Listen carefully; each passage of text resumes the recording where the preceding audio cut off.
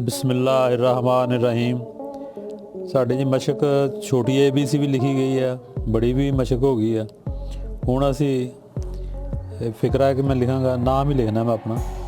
मसलन ये असी पहला हरफ जिहड़ा वा वो बड़ा लाउणा।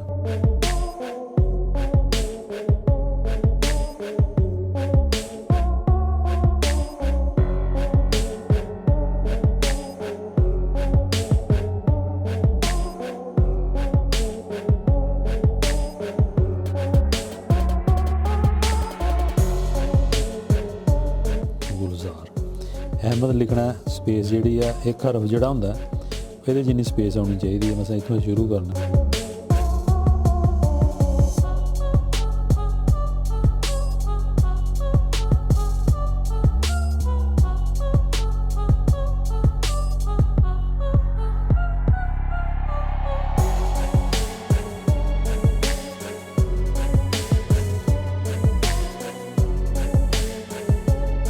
अहमद किस लिखना है बाट इतने शुरू करांगे।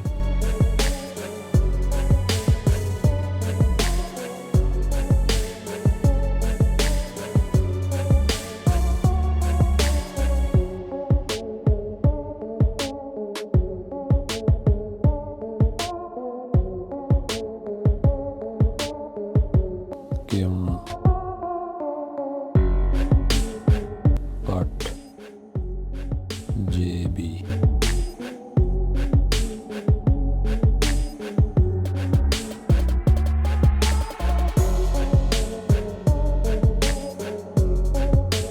F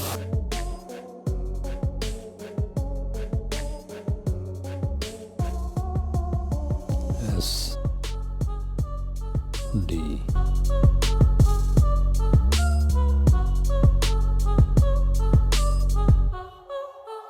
है साडा अज का सबक है कि ये मद्देनज़र सिर्फ यह चीज़ नूं रखना वा।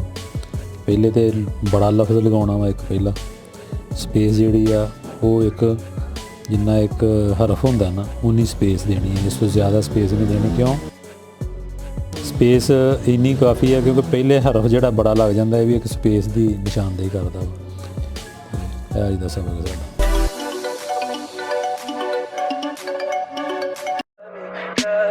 Tell me pretty lies, look me in the face, tell me that you love me, even if it's fake.